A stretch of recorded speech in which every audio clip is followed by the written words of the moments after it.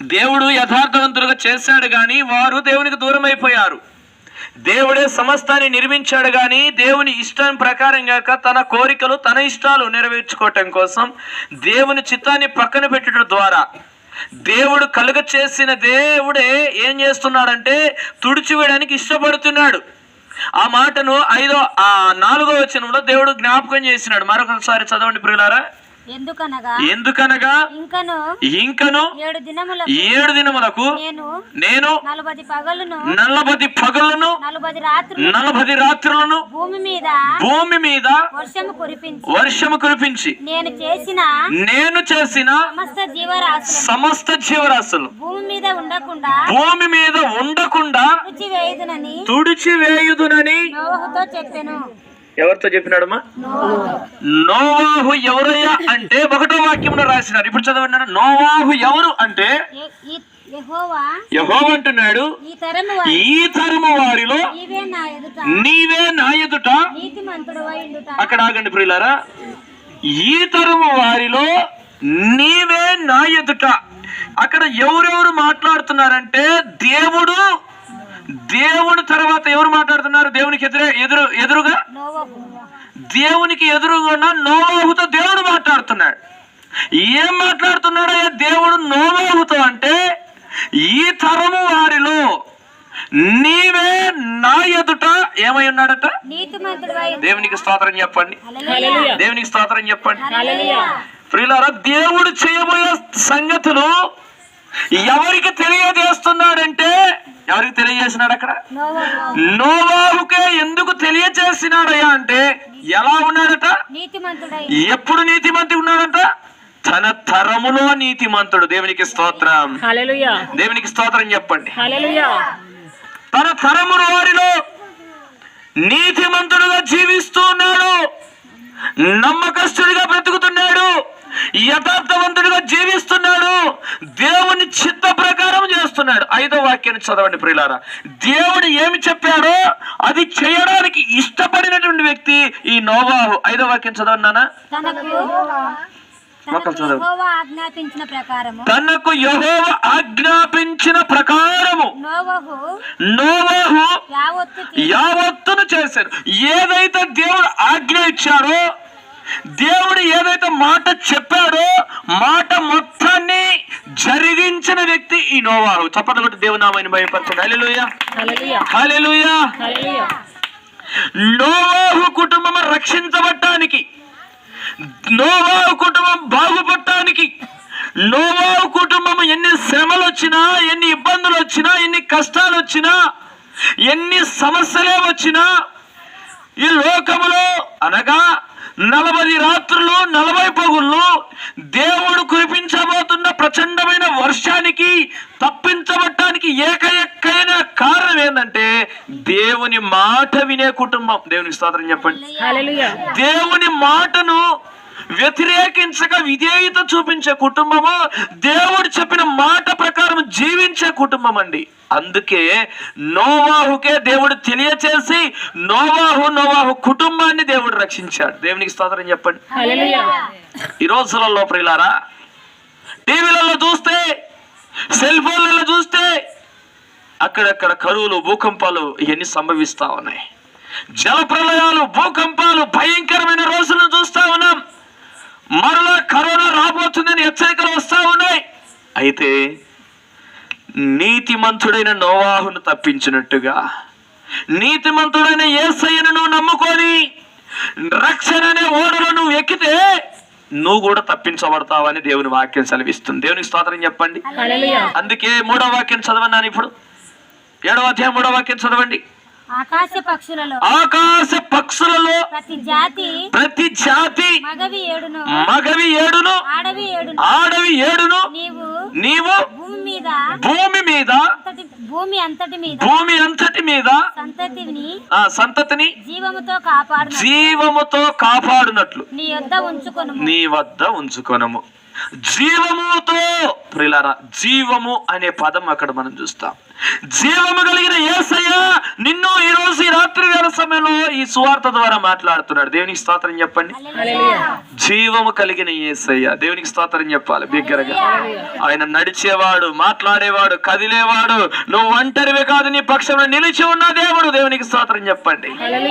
ప్రియులారా, ఈ గొప్ప దేవుడు నీతోనే మాట్లాడుతున్నాడు. జీవముతో ఉన్నటువంటి దేవుడు, జీవాధిపతి అయిన క్రీస్తు నిన్ను జీవంలోనికి నడిపిస్తున్నాడు. మరణ బంధము కాలంలో నుండి, శాపగ్రస్తమైన జీవితంలో నుండి, పాపగ్రస్తమైన జీవితంలో నుండి ఎక్కడికి నడిపిస్తున్నాడు అంటే మరణములో నుండి జీవములోనికి దాటిస్తున్నాడు.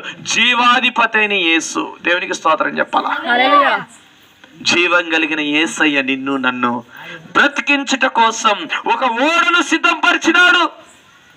ఆ ఓడలోనికి నువ్వు ఎక్కితే నువ్వు జీవిస్తావు యుగ యుగాలు దేవునితో పాటు. దేవునికి స్తోత్రం చెప్పండి. యుగ యుగాలు దేవునితో జీవిస్తావు. నిజంగా ఈ లోకంలో పాపంలో జీవిస్తున్నావా? అయితే పతనం ఉంది, జాగ్రత్త. హెచ్చరిక ఒకటి జ్ఞాపకం చేస్తా ఉన్నాడు. ఈ లోకంలో, ఈ లోకాన్ని ఆశించి ఈ లోక సంబంధంగా నువ్వు జీవిస్తున్నట్టయితే దేవుని వాక్యం సెలవిస్తుంది, ఎవడు ఈ లోక స్నేహం చేయ కోరుతున్నాడో వాడు దేవునికి శత్రువు అని దేవుని వాక్యం సెలవిస్తోంది. ఎవరితో స్నేహం చేయాలంటే దేవునితో స్నేహం చేయాలి. దేవునికి స్తోత్రం చెప్పండి. దేవుని సంఘ సహవాసములో, దేవుని పిల్లల సహవాసములో, దేవుని చిత్తములో నడుస్తున్న వ్యక్తి ఎవరయ్యా అంటే ఈ నోవాహు. నోవాహు అంటే అర్థం ఏంటంటే నెమ్మది అని అర్థం అండి. తన జీవితంలో నెమ్మదిగా ఉన్నాడు. లోకంలో భయంకరమైనటువంటి శ్రమ రాబోతుంది, భయంకరమైన ఉగ్రత రాబోతుంది. కానీ నోవాహు కుటుంబం మాత్రమే నెమ్మదిగా ఉంటూ వచ్చినారు. దేవునికి స్తోత్రం చెప్పండి. పేరు తగినట్టుగా జీవితాన్ని కూడా మార్చుకున్న వ్యక్తి నోవాహు. తన జీవితంలో, తన పేరులో నెమ్మది ఉంది, తన జీవితంలో నెమ్మది ఉంది, తన కుటుంబంలో నెమ్మది ఉంది. చప్పట్లు కొట్టి దేవుని నామమును మహిమపరచండి పిల్లలు. నెమ్మది కలిగినటువంటి దేవుడు నెమ్మది నీకును ఇవ్వడానికి సిద్ధంగా ఉన్నాడు. అదే నెమ్మది, అదే రక్షణ, అదే ఓడ ఇప్పటికి నీ సిద్ధంగానే ఉంది. తల్లి చెల్లి అక్క, నేను ఎక్కువ సమయం తీసుకొని నేను మిమ్మల్ని ఇసికించాను, కానీ నేను ఇంకా 5-10 నిమిషాలను ముగించే ప్రయత్నం చేస్తాను. ఇంకా త్వరగా ముగిస్తాను. కానీ ఈ కొన్ని సంగతులు మీ మనసులోనికి తీసుకోవాలని జ్ఞాపకం చేస్తున్నాను. ఏంటయ్యా ఈ సంగతులు అంటే, నోవాహు ఎలా ఉన్నాడంటే ఆ మాట మరొకసారి నేను జ్ఞాపకం చేస్తాను. 6వ అధ్యాయం 8వ వాక్యం చదవన్నాను. ఆదికాండ గ్రంథంలో.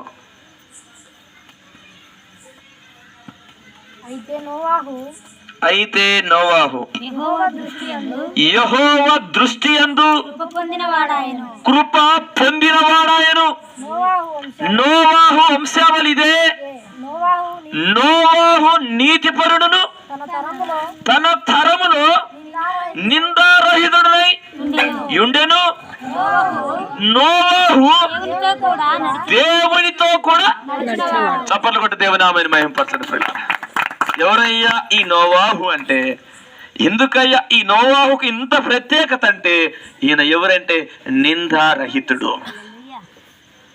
నిందలు లేకుండా జీవించిన వ్యక్తి.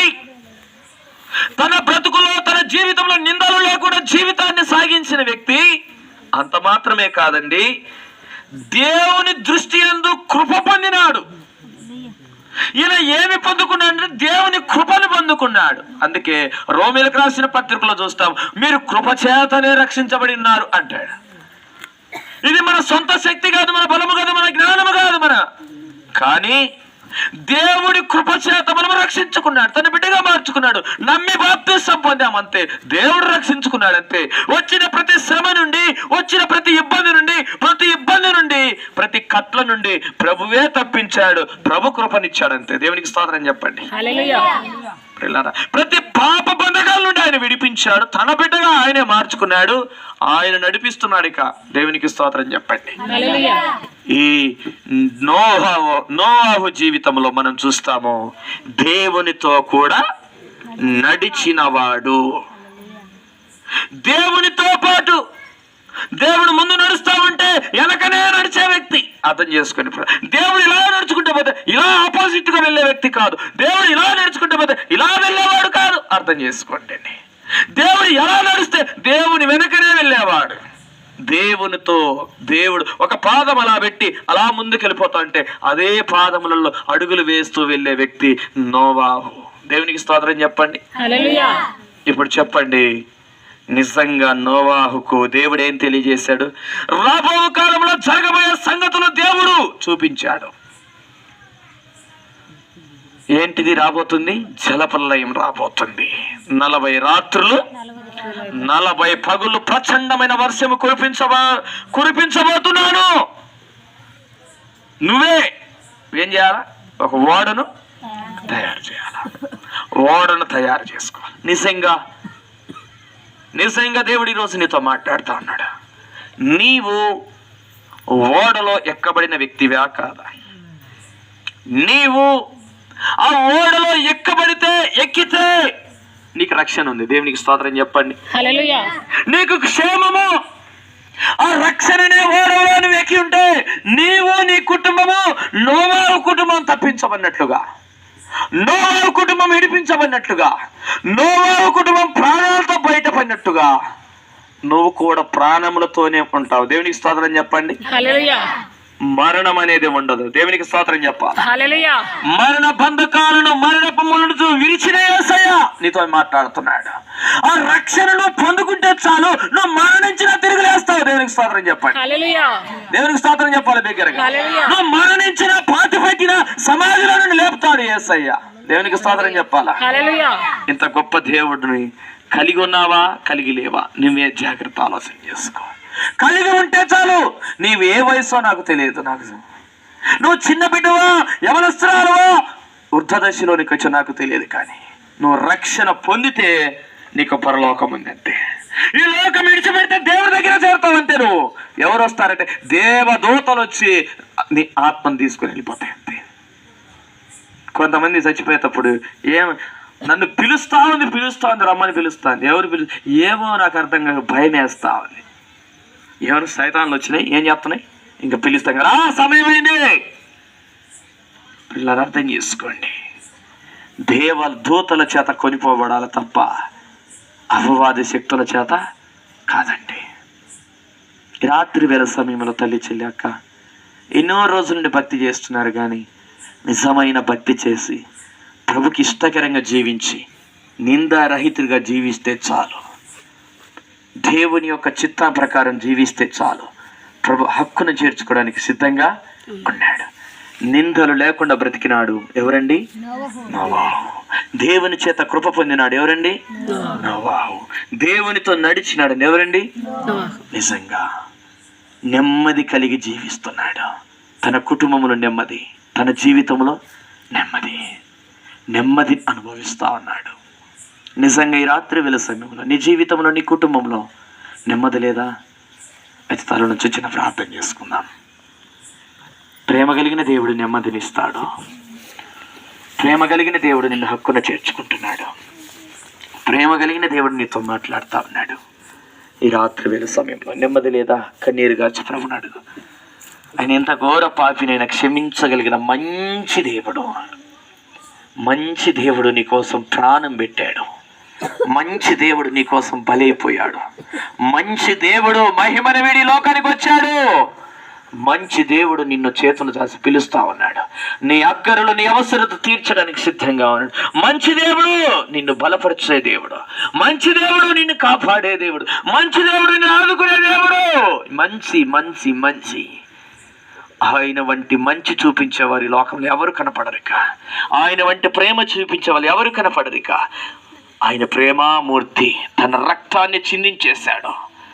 సర్వాన్ని సృష్టించిన సృష్టికర్త నన్ను ప్రేమించి ఈ లోకానికి వచ్చాడు. నువ్వు ఎంతో విలువైన వ్యక్తివి. ఈ లోకంలో అందరూ నిన్ను వెలివేయవచ్చేమో, అందరూ నిన్ను తక్కువ చూడవచ్చేమో, అందరూ నిన్ను బాధ పెట్టేవారేమో, అందరూ నిన్ను గాయపరిచేవారేమో, నువ్వు చేసిన తప్పును బట్టి, చేసిన పొరపాటును బట్టి, నువ్వు ఉన్న స్థితిని బట్టి. కానీ నా ప్రభువు నిన్ను పిలుస్తా ఉన్నాడు. నీ బ్రతుకును మార్చడానికి సిద్ధంగా ఉన్నాడు.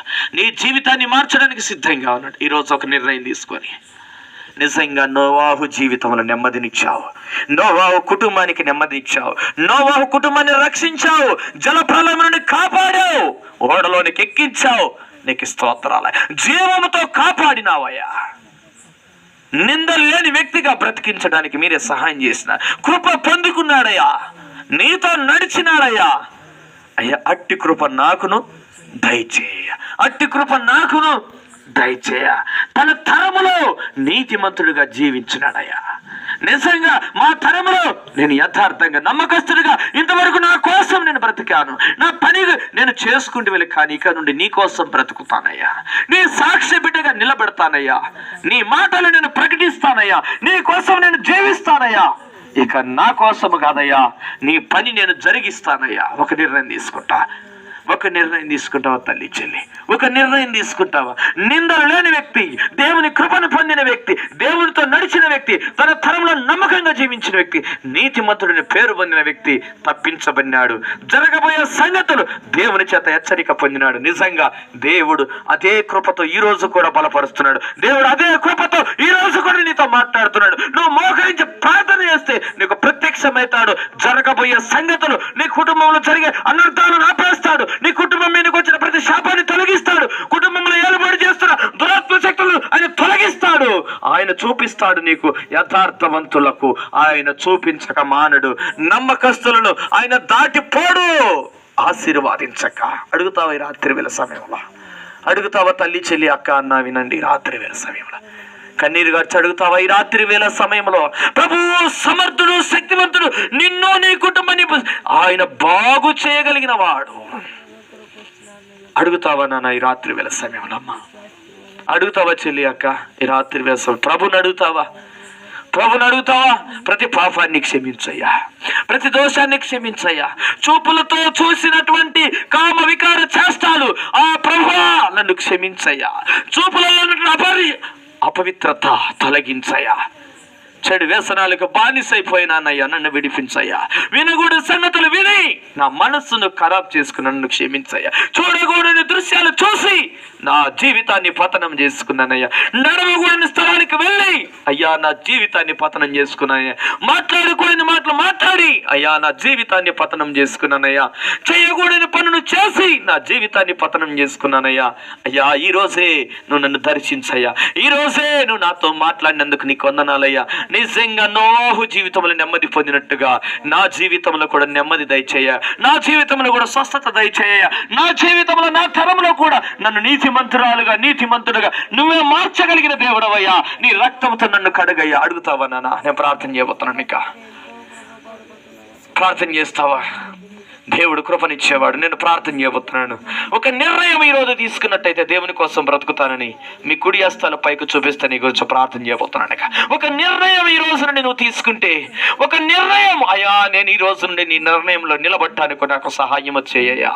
నిజంగాయా నాకు సహాయం చేయి ప్రభా, నన్ను బలపరిచే. అడుగుతావా? నేను ప్రార్థన చేయబోతున్నాను. తల్లి దయగలిగిన తండ్రి, ప్రేమ నమ్మదగిన దేవా యేసు ప్రభు నీకు స్తోత్రములు, వందనములయ్యా. ఈ రాత్రి వేళ సమయంలో తండ్రి మీ బిడ్డలను మీరు దర్శించండి అయ్యా. మీ బిడ్డలు మీరు తాకండి, మీ కార్యములు జరిగించండి. ఎవరైతే ఒక తీర్మానం తీసుకొని, ఒక నిర్ణయం తీసుకొని నీ కొరకు సాక్షులుగా నిలిచి ఉండటం కోసం అయ్యా, ఎందరైతే ఈరోజు ప్రభా అయ్యా వారి కుడి హస్తాల పైకి చూపిస్తున్నారో వారందరినీ మీరు దర్శించండి అయ్యా. అయ్యా మీరే నిలబెట్టుకోండి తండ్రి. నోవాహు జీవితంలో నెమ్మదినిచ్చినట్టుగా వారి జీవితాలలో నెమ్మదిని దయచేయండి తండ్రి. నోవాహు తన తరంలో నిందారాహితుడిగా జీవిస్తూ వచ్చినాడు, నీతిమంతుడుగా జీవిస్తూ వచ్చినాడు తండ్రి. అట్టి కృప మీ బిడ్డలకు దయచేయండి. చేరి వచ్చిన ప్రతి బిడ్డను దర్శించండి.